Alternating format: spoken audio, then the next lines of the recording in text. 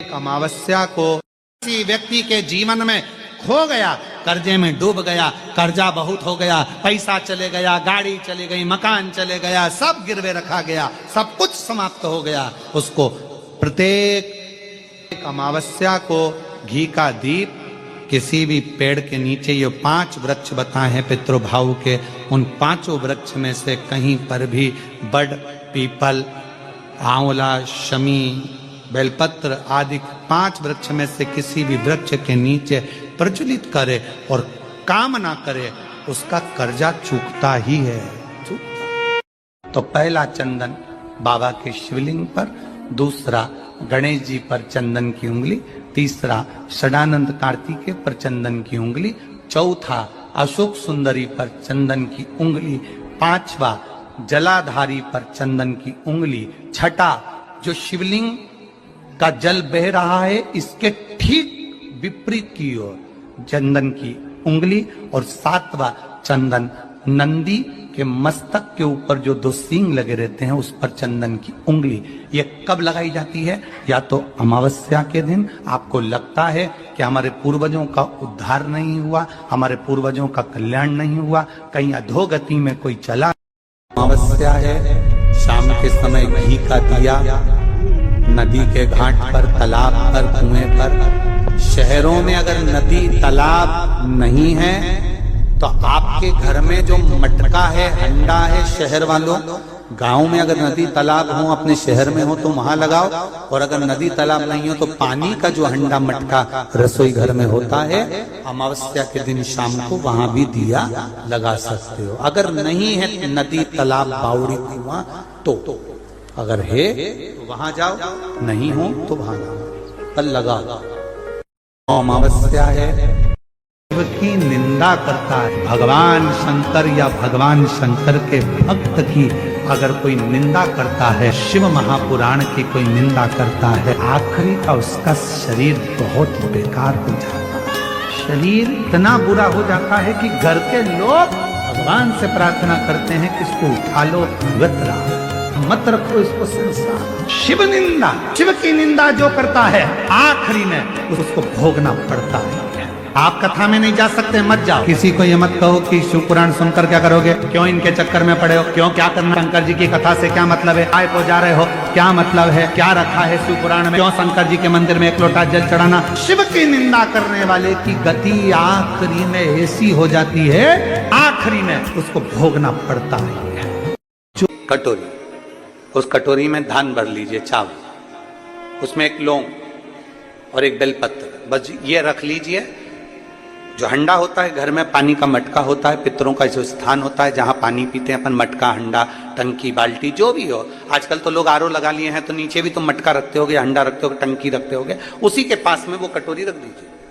14 की रात्रि, अमावस्या के दिन उस कटोरी का चावल, बेलपत्र, ये सब शिव मंदिर के अंदर आप कोई भी एक स्थान पर, कोई दोने के अंदर रखकर या कागज के अंदर रखकर, शिव स्थान पर, शंकर के मंदिर में शिवलिंग को केवल स्पर्श कर कर, जमीन पर ही उसको एक कागज में या दोने में, उसको जहां जलाधारी होती है वो जलाधारी के पास में गणेश वाले स्थान पर अन्न रखते हैं। जब हम चावल और 1 बेलपत्र और 1 लौंग जो रखते हैं वो हम गणेश जी वाले स्थान के साइड में रखते हैं, नीचे की ओर।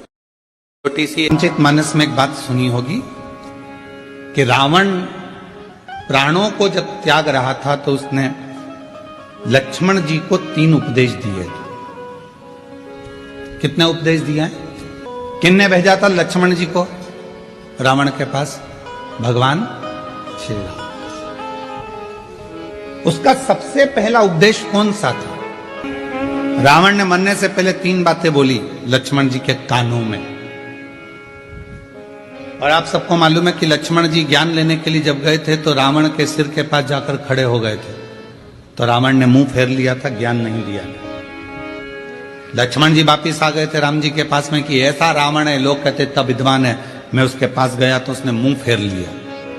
भगवान राम जी ने कहा ज्ञान लेते समय सिर पे जाके बैठते हैं कि चरणों में बैठते हैं?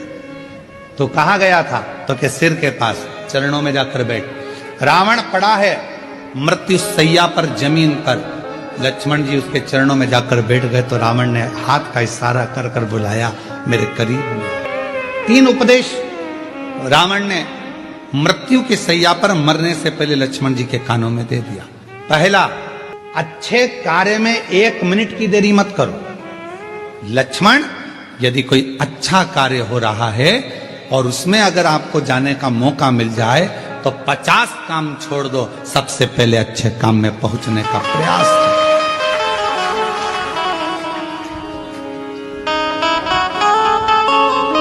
अच्छे काम में 1 मिनट की देरी मत करो। अच्छे कार्य में बिल्कुल देरी ना करिए। अच्छा कार्य करने का मौका मिला तुरंत जाइए, भगवत भजन करिए, स्मरण करिए। किसी का भोजन कराने का मौका मिल जाए, किसी को पानी पिलाने का मौका मिल जाए। शिव महापुराण की कथा तो कितनी बड़ी बात कहती है कि किसी को अगर गिलास भी पानी का दिया जाए तो ये वाला हाथ को भी छोड़ा ना जाए, इसको भी टच कर लो। हो सकता है कि हमारा जब शरीर, हो सकता है कि ये जो आधा शरीर है, आधा भाग है मनुष्य का शरीर, जो आधा भाग किसी काम को नहीं कर पाता तो मरने से पहले आधा तन काम करना बंद कर देता है। लोग उसको पैरालिसिस कह देते हैं। आधा शरीर काम नहीं कर रहा। जब भगवत भजन का समय आया, सत्कर्म का समय आया, हम भोजन करा रहे थे, एक हाथ से दे दिया, दूसरा हाथ टच ही नहीं कर पाया। एक हाथ से पानी का गिलास उठा कर दे दिया, पानी भी नहीं पिला पाया। ये आधा अंग किसी काम का नहीं आया। लोगों ने कहा ये लेफ्ट भाग है ना, ये किसी काम का नहीं होता, ये बेकार भाग है। तो कहा इसको अच्छा बनाने के लिए क्या करना पड़ेगा? तो कोई प्यासे को जब पानी पिला रहे हैं तो दोनों हाथों से उस जल के पात्र को दीजिए। यहां तक हमारे पूर्वजों में, हमारे पुरखों में ऐसा नियम चलता था। पूर्वजों में अगर कोई पानी पीता था, ऐसे मुख लगाकर पानी पीते थे तो लोटे से पानी देने वाला दोनों हाथों से पानी डालता था और पीने वाला एक हाथ से पीता था। क्यों?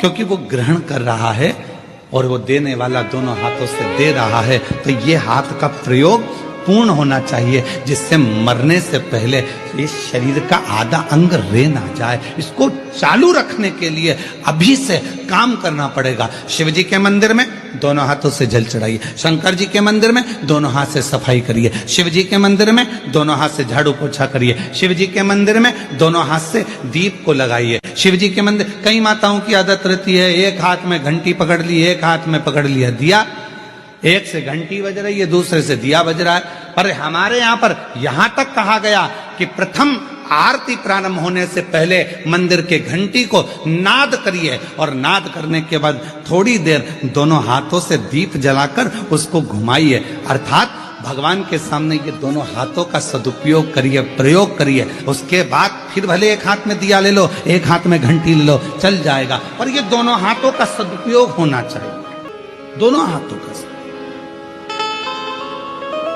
और कोई पिछले जन्म के अच्छे कर्म मुझे बाबा तेरा साथ मिला, कोई पिछले जन्म के अच्छे कर्म मुझे बाबा तेरा साथ मिला। पूर्व का कोई कर्म तो अच्छा कर्म, यहां तक हमारे शास्त्र कहते हैं, कितना सुंदर कहा, एक चावल के दाने को भी अगर शिव जी पर चढ़ाया जाता है तो डब्बे में से, कई माताओं की आदत रहती है डब्बा खुला हुआ है, डब्बा रखा हुआ है, उसमें से एक चावल का दाना उठाया, शिव जी को चढ़ा दिया। शिव महापुराण की कथा कहती है डब्बी में से अगर शिव जी को चावल का दाना चढ़ा रहे हो, पहले डब्बी में से उठाकर अपनी हथेली पर रखो, फिर उस चावल के दाने को भगवान को समर्पित करते चलो, समर्पित करते चलो, फिर करो। ये शरीर आधा ना रह जाए, आधा ना। अब जो हाथ देखकर भी क्या करोगे, दिखा के भी क्या करोगे? ईमानदारी से बोलो, जो किस्मत में है वो तो भोगना पड़ेगा। क्या होगा उससे ज्यादा? लिखा उसे कोई काट नहीं सकता। अब मंदोदरी के पास खबर पहुंच गई कि लंका में कोई एक ज्योतिषाचार्य आया है, बड़ी सुंदर हस्तरेखा देखता है। मंदोदरी आ गया, उधर रावण युद्ध के मैदान में युद्ध कर रहा है, इधर मंदोदरी हाथ दिखा रही है। बताइए मेरा भाग्य क्या कहता है? लंकाधिपति रावण की धर्म पत्नी मंदोदरी कहती है मेरा भाग्य क्या कहता है ये बता दीजिए। श्री हनुमान जी महाराज जो ज्योतिष का रूप रख कर आए, उन्होंने कहा मंदोदरी तो लंका के राजा रावण की धर्म पत्नी है, बड़ी विद्वान है तू, तेरे ही बल पे लंका का राजा रावण जी रहा है, अगर तू नहीं होती तो ये कब का मर गया होता। मंदोदरी बोली बिल्कुल सत्य बोले हो महाराज, बिल्कुल सत्य, वो तो मैं हूं इसलिए जिंदा है, बस तू ही जिंदा रखी है, और तेरे पास में रावण की वो चीज रखी है जिसके कारण रावण नहीं मर रहा। मंदोदरी बोली महाराज जी बिल्कुल सत्य कहा, राम जी में वो प्रबलता नहीं हो सकती जो रावण को मार दे। वो तो मेरे पति लंकाधिपति रावण ने तप करा था, ब्रह्मा जी से वर मांगा था, वर दिया ब्रह्मा जी ने। रावण बोला मैं मरूं नहीं, ऐसी वर दीजिए। ब्रह्मा जी ने कहा ये नहीं हो सकता, तो मेरी नाभि में अमृत दे दीजिए। कहा दिया, सब ने सुन लिया, सब तप कर करके चले गए।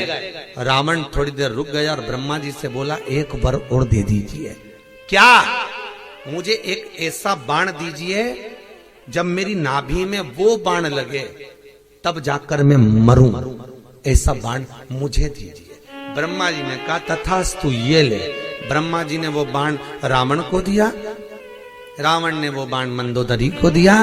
मंदोदरी ने अपने सोने वाले कमरे में उस बाण को दीवार में चुनवा दिया। मंदोदरी कहती है रावण को मैं बचा कर रखी हूं।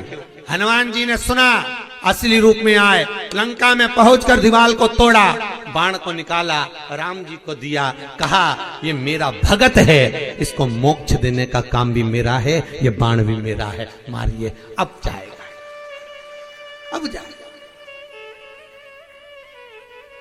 तब जाकर वो मेरे नारायण के हाथ से लंकाधिपति रावण मरा।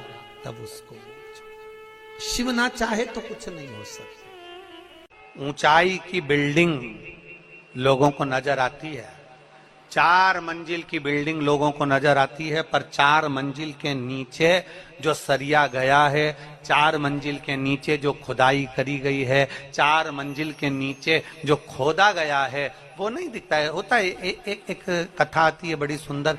एक भिखारी सोच लिया मुझे सम्राट बनना है। एक भिखारी ने सोचा मुझे राजा बनना, और चाहे कुछ भी हो जाए मैं राजा बन के रहूंगा, मैं सम्राट बन के रहूंगा। अब भिखारी ने सोचा मुझे सम्राट बनना है, तो किसी ने भिखारी से पूछा कि तुम सम्राट कैसे बनोगे? तो भिखारी ने कहा भीख मांग के। अरे भिखारी भीख मांगकर कोई सम्राट बनता है क्या? पर मुझे बनना है। भिखारी ने चौराहे के पास में अपनी चादर बिछाई फटी हुई और बैठ गया भीख मांगने के लिए। भीख मांगता रहा, मांगता रहा, मांगता रहा, मांगता रहा। 10 साल, 15 साल, 20 साल, 25 साल, 30 साल, 40 साल भीख मांगता रहा, मांगता रहा, मांगता रहा, मांगता रहा। और एक